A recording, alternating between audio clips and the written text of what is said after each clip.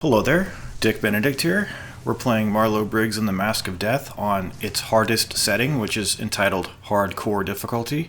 We're currently on part 3 of, I'm not sure how many parts. Probably not as many as 10, but maybe somewhere around like 8 parts, 6 to 8 parts. So we're in the disaster zone, and we're going to be making an upgrade here to our flame magic. The flame magic is, I'm not sure what it was called. I think it's called Flames of Kenichi Ahu, according to my notes. And if you saw what was on the screen there, it should have said something along the lines of the magic itself becomes more damaging, as well as you get a mana bar increase. So that is the perk there. Now, when you're upgrading the weapons, it's going to say something along the lines of the weapon is going to get increased damage. You're going to get a certain percent of like more health, usually 10%, and it's going to unlock new combos. So that's the distinction between the magic and the weapons. So now we're heading towards the Lost City. It's really nice to not have the mask talking on the fucking campaign. Hated it. I didn't fast forward that because there was only 2 bugs and it wasn't too bad. On these, all you have to do is press the B button, release, and then drag. You don't have to hold the B button, which I like because then I can, just use one hand, and with the other hand grab a soda or grab my dick. Doesn't much matter to me. It just happens, if my dick needs to be scratched, the underside of it usually. I'm sorry guys, I'm sorry, that's fucked up of me. But usually what I like to do is, grab some water with my free hand. No sense of using both hands to do that shit. And now we have a Monarch Scorpion down here. He's got 2 hits that you can block. He does like 1, 2. You can block both. These guys have a stinger attack that cannot be blocked. And if you're mashing buttons, as bad as that sounds, I know that sounds bad, and I do it too. I'm not excused from it. I try to do combos. I try to figure out which combos stagger and knock back and things like that. But you want to be careful about pressing buttons too quickly because this game has a way of not letting you cancel out of stuff. So you can get locked in these button presses, and then bam, that stinger comes down and takes off a significant chunk of your life. And then what you do is you press the B button to mount it, and then you have normal like claw attacks with the X button, and then with the Y button you can do some sort of a stinger attack that knocks the enemy down. And now here we are in the Lost City. I have the brightness all the way up, guys. This is a really prevalent enemy in this game. It's the least favorite thing of mine to fight in this game. I hate fighting this fucking scorpion. Like, I don't care what color it is. All it is a reskin. They don't do anything different. I don't think I've showed you the fangs yet either. The claws. Eventually I'll show them to you. But generally what happens with these scorpions is that you kill one, then you mount it, and then you can press B to execute it, but you should always wait and see if there's other scorpions, because there usually is more scorpions. There usually are more scorpions coming, so before you execute it, just wait a few seconds and see if any other ones are going to spawn, because they likely will be spawning. So it's better to fight them on the scorpion rather than, because you can't take damage, rather than fighting it by yourself. But that's usually, it's a tired conceit in this game. It gets really tired. That whole thing of you kill one and then another comes out and maybe 2 more come out, and it doesn't get too bad, but anyway, we're gonna find a secret cache of items up here in a minute. Oh, we've got more bugs down here to smash. The processing power of my CPU is really impressing me these days, because I'm asking it to do a lot of stuff. I'm not really multitasking too much because, as much as you can speak for a CPU, it can't render a file like this with so many visual attributes while you're recording something at the same time. It's just not possible. The PS4 games you can do that, but not with a game that runs in 144 frames per second.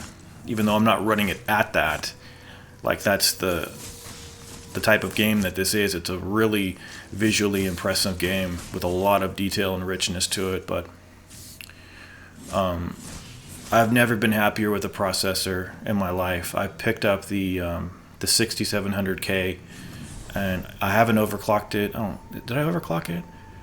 Well, I know people will ridicule me for buying Dell, but I've always bought Dell, and I just don't have the know-how to build my own PC. In the future, I'd like to, but it involves a lot of stress, and I try to minimize stress as much as possible. And I'm perfectly fine with the Dell that I have, but the motherboard only has two, the BIOS options. It only has, I barely know what I'm talking about, but there's only two overclockable options, and there's like a low and a high setting, and it doesn't really let the processor get up to very high at all. I think the low setting gets it up to 4.1, and the high setting gets it up to 4.2. It's just, it does it on purpose because it knows that it's, the fans are probably not going to be able to handle something going at such a high clock speed. But even at the stock speed, 4 gigahertz, I've never had a processor going that fast. I've always had 3.4, but going up to 4, it was so nice, so nice. Because the CPU is what renders files. I don't know if that's exclusive. I think you might be able to. Maybe the video card can. I'm pretty ignorant about it, guys. I've only ever used the CPU to render files. Because every time I try to render with the GPU, it doesn't let me, and it's probably a Sony Vegas problem. But anyway, there's a secret item over here. I think a magic cache and some experience glyphs. So if you're wondering what that is, I'm just messing around. Once we get up to 5,000 experience points, we can get another upgrade. You could also use the right analog stick to turn the cube, like in God of War 3. I think they started allowing the character to do that, but it never has any mechanical purpose. So just place the cube there, and then just run on this really dry looking bramble, and then over there to the right there's a secret item. I think it's a collectible, I can't remember, but we'll need the cube to eventually get that, and we can't access it quite yet until those columns go down, which we're going to do in a minute. So I'm happy playing this game. I'm really happy. Like, that's all I've ever... Enjoyment is what I started this channel for, just enjoyment and pleasure. I'm not saying that we need to do that our whole lives, like every second. I'm not saying that we should have pleasure every second, but I'm just saying, like, I want all I set out to do is enjoy stuff when I play games. I just want to enjoy stuff, and I want others to enjoy what they're watching, and that's the bottom line. Anyway, you can take this cube, you just watch what I do, and you can get this item over here. I honestly don't know what it is. It looked like a mana upgrade, but when I looked at the footage, it's clearly not. It's probably just a collectible. In fact, I'm almost positive it's just a collectible. So with these, when I say that, such and such a thing is not a game, well, I basically just mean that such and such is not going to give me enjoyment. First-person games have never given me enjoyment, so I seek to find enjoyment. This is going to burst into like a blue sort of thing. Yeah, that's just experience. Probably a collectible too. It would be cool if that was a mana upgrade. Because I don't think, even when you buy all of the upgrades, I don't think you can ever use the mana twice without refilling. So, yeah, I don't know about that. I don't know how to feel about that. I don't like it on the surface. I don't like it.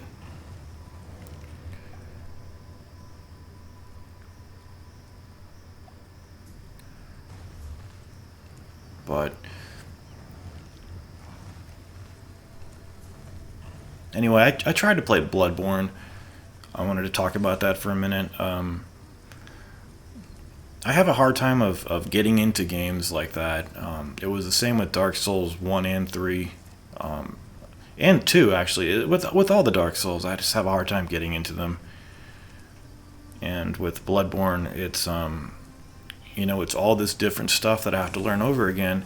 And one of the reasons why I decided to cover Marlow Briggs is that it's a very simple game that I don't need to learn anything because it's just like God of War, so I know everything. And you know, I'm just not right now. I don't want to play a game that I have to learn everything about, especially when I've got 2 new titles coming up in pretty soon, and one of them is coming up within a week, and I just don't want to get engrossed into a game right now that I have to learn so much stuff. I'm happy to learn stuff. It's frustrating. I have that syndrome of wanting to be a not a know-it-all, but wanting to know everything right away is my deal.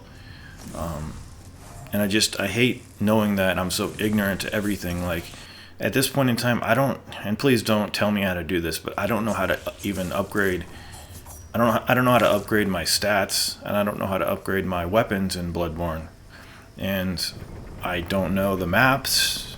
The farthest I got to Father Gascoigne, and I got to the Cleric Beast. I don't know if... I think the Cleric Beast is optional. I mean, I think Gascoigne's optional, I don't know. But they both slaughtered me. They kicked my ass. I barely took any damage off any of them.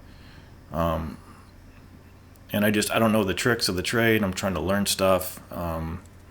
It just doesn't seem like that sort of an accessible game like Dark Souls 3 was. And some people don't like that. Some people do. I think the more a game is accessible, the easier it tends to be. Like Dark Souls 3, some of the bosses were really tough, weren't they? But like broadly speaking, Dark Souls 3, it's pretty damn simple. And I know I'm speaking from the perspective of having gone through the game like 10 times. So if I had gone through Bloodborne, I would probably say the same thing, and so if you read on Twitter that I'm hating on Bloodborne, it's just, in a week's time I'll probably be praising it. Oh, we're doing an upgrade. Okay. And I think we have a few combos here. I like the Gut Ripper. So this is the claws. I don't know what they're called, but we've got a couple combos. I think we unlocked 2 new combos that might as well get the experience points for.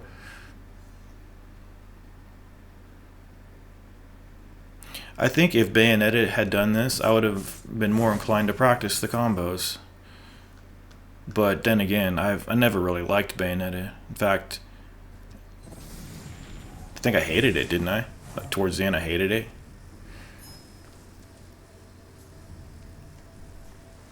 Yeah, it's just not. Sometimes, oh, we've got this waiting for us, don't we? We've got a couple of flyers and another one of these Scorpion Monarch shits down here. So I'm gonna light that guy up. As Marlow says, it's barbecue time. And just yet again, be careful. All he basically does is an overhead tail sting and then a couple of swipes, like forward swipes that you block. You've got to be really careful. The dodge is weird in this game. It's kind of prolonged and it doesn't feel like you have the quickness of like the God of Roll. I also don't like the roll in Bloodborne. Even the fastest roll. I've never seen the slow roll. Maybe it only has one roll. But I like a really fast roll. Like a quick, just have done with it roll. The roll in Bloodborne seems a little lumbering. And I took all my clothes off the character to make sure I had the fastest roll. Here's what I was talking about. You kill one, or at least you subdue one, and then another one crops up. The best way to deal with these guys is to press the Y button, and that knocks them over. and that does two things. Firstly, it makes you have all the attack opportunities without him hitting you, and also you don't take damage for the beast because the beast can get destroyed. They also do time out eventually too. So basically just press triangle, or actually you won't be pressing triangle unless you have a PS4 control, but press Y to just knock him over, and then press X several times, wait till he does, and just repeat the process. And so that's the scorpion enemy.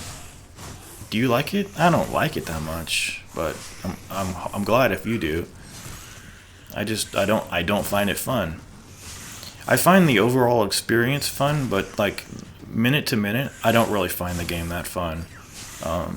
But I'll still happily play it, and I'm grateful that a game like this exists, because I just wish more of them existed, because I would definitely jump on them. I'm just going to quickly execute this guy because I don't think any more enemies are coming. Anyway, let's move on. Okay guys, I can't remember exactly where we were because I'm coming back to this commentary a day later. But that doesn't mean anything bad for the video. We are going to be getting another weapon before the videos end. It's the whip, and we'll discuss it when we get it. It looks like we've just got some more battles to do right now. Some more items to collect down here. Looks like quite a lot of items to get. Some more flyers over there. Just use the daggers for those things.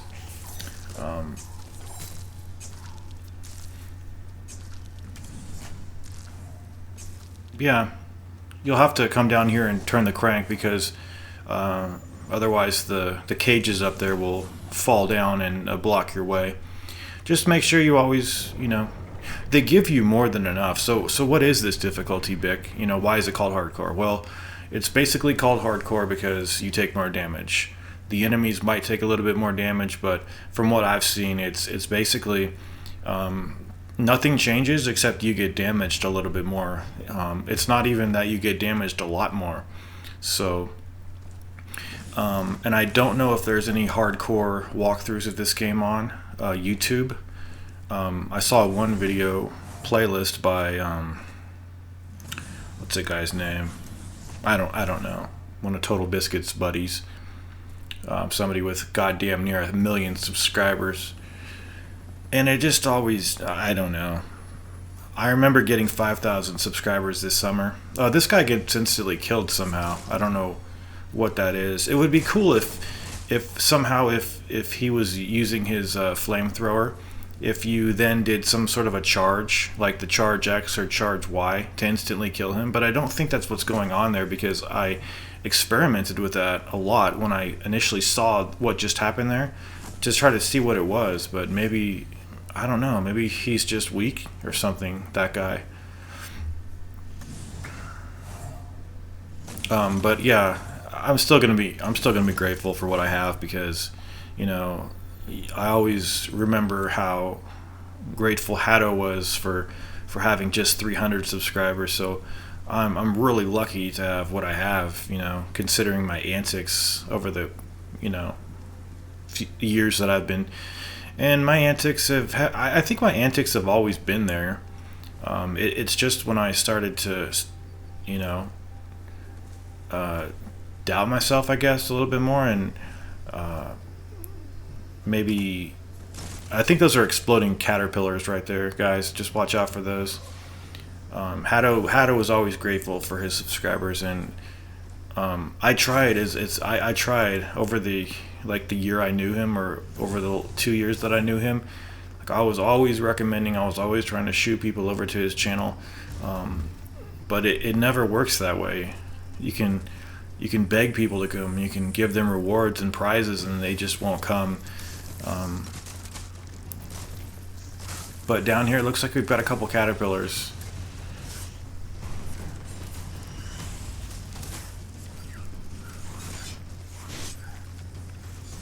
And I am trying to work on myself. I don't exercise enough, and that's one of the things that I'm trying to change in my life. I used to have a regimen of doing like sit-ups and push-ups and things like that. The pain is crippling, this pain that I deal with, and I know people just say endure it, bear with it. You know, you don't. Well, no one's ever told me I don't need narcotics. I've been told that I'm addicted to them by a doctor, but he was basically just saying that your situation is dependent on it. You know, he was just putting it in the bluntest way possible. I didn't really appreciate it because, he was just basically saying that you're dependent on it. So if you stop taking it, you'll go through withdrawals. And I said, I know. That's why I don't mind taking it if it's gonna help out, and it's always helped out. So I'm just gonna push this block up here. I think I take it for the right reasons because I don't like seek out a high with it. I seek out just a relief from the pain. Like with my anxiety medicine, same deal. I'm not trying to get a high off of it. I just want, an alleviation of the symptoms that I'm bringing in, that I'm complaining about. I hate to complain about it, but you only have yourself as your advocate. So, and I think a good pain doctor is somebody that has empathy with the situation of pain, at least in some context within his or her own life.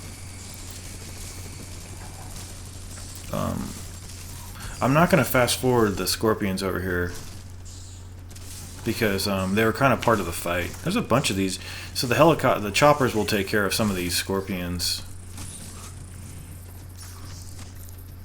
for you.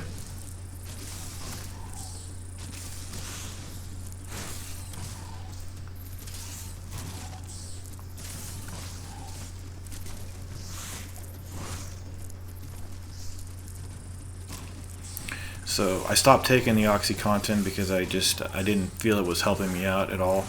It's more of a subtle sort of a around the clock treatment. It's not an immediate sort of release mechanism that you feel a little bit stronger. And I think I'm better with just if I know I can feel the sensation of the relief rather than the around the clock. It's just personal preference, what you're most suited for.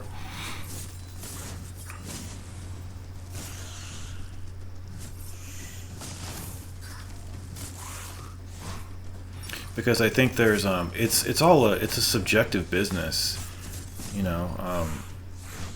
each person that comes in there has his or own threshold of what he can stand, because the pain that I have, it exceeds the threshold of functioning and being comfortable. Like, I think at the bare minimum, a person should be comfortable. Whether and if he's comfortable without medicine because he doesn't have any problems, that's ideal. But that's not that's not reality. Stuff happens, bad things happen. People fall, people break things. So I think that it is no moral judgment of a person to have to take medicine, just to have that comfortable feeling that that a quote unquote normal person would feel. The normal person being someone that doesn't have an issue with pain. Oh, you can dash quickly by pressing up on the right analog. So just flick it forward, and then you have a different jump if you use the fangs. By the way, I think the other ones might have different jumps too. But down here we've got more bugs and then 2 flamethrower guys. This game, I didn't really expect this game to be to have a lot of bugs in it. Like, I thought it would be just a lot more confrontations with the sort of guys that are the main thugs that you can just grab and throw. But I didn't expect everybody to be throwable practically. And I went in thinking there was a parry system. Should have known, but how could I have?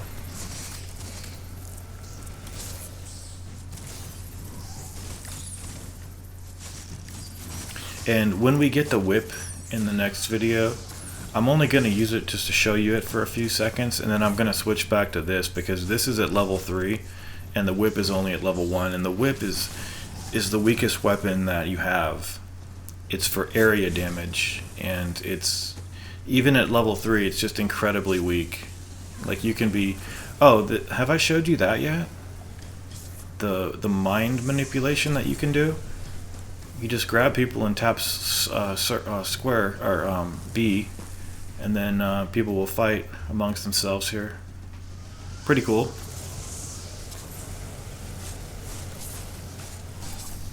And then when there's one left, he won't hit you. I don't think you can get damaged by the flamethrower either. So you'll just have to finish him off. You can't grab him again, just hit him. Keep hitting him. But this is a really long and fleshed out game. Really appreciate this game. I can't believe I never knew about this game. So I want to once again give a shout out and a thank you to Mike Gordon for recommending. I think, was it him? I think it was him. Pretty sure it was him. So we've got some of these soldiers over here, and it's really frustrating when they interrupt you when you're doing that, but anyway, do you see the red and blue glyphs up there? Those items up there? You might want to wait to get those, because there's going to be a few scorpions that you're going to have to fight coming up, and if you already have enough magic to use it once, or like you already have enough life to live for a little bit longer, just save those, because I got them when I should have just left them there for the next engagement. So what's going to happen is we're going to interact with that glowing circle in front of that statue's face here, and then we're going to immediately have the whip, and then I'm going to go into the menu and just do the combos that we have available at level 1. So just switch to the combo, and then you're going to get your bonus points for all the combos. See what it is? It's similar to the weapon that you see in God of War. I just don't like it because it's just too weak. You know, it feels like you should be dealing a lot more damage, and it's just not the case. It's really, really weak. So once we come out of here, I'm going to switch. Probably, well, there's only one other choice, right? No, there's two other choices. This is the third weapon we've got. See the timing? I was a little bit too slow there. Chain of Cruelty, A and then Y. We got it. Looks like that's all that we had to do. And then here these guys come down.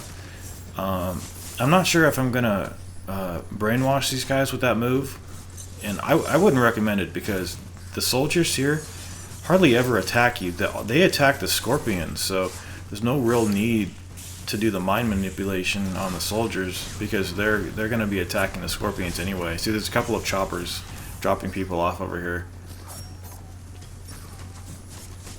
I did try to manipulate these guys, but when I saw that they weren't even trying to hit me and they were hitting the scorpions, you know, they're already working for you, so there's no reason to make them do any extra stuff.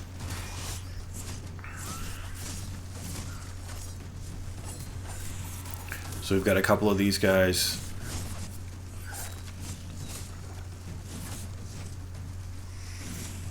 I try to do the Y attack on these guys, and I'm very deliberate, because I don't want to be caught in moves I can't cancel out of, only to be hit with that stinger and almost killed. It's not a hard enemy at all if you are being very observant and deliberate about your moves. I don't know what the hell hit me there, but this guy is grabbable, so we'll mount him, and that guy's gonna get finished off up there, and then we'll just finish off the other scorpion over here. Just knock him over with the Y attack. These guys have a lot of life too. That's another thing I don't like. Especially, you would think that they would go down quicker with attacks from a scorpion. But we're gonna upgrade everything too. So the one magic I don't like is the ice magic. I don't think it does too much. But we'll still upgrade everything, because in upgrading we'll increase our mana gauge. And we should be getting to the cave pretty soon. That's where we're going to end the video. Yeah, we're almost there. I do like the game because it has a lot of polish to it, and you can tell they worked hard on this game. And that's, with all the sloppy games that come out these days, you've really got to respect that.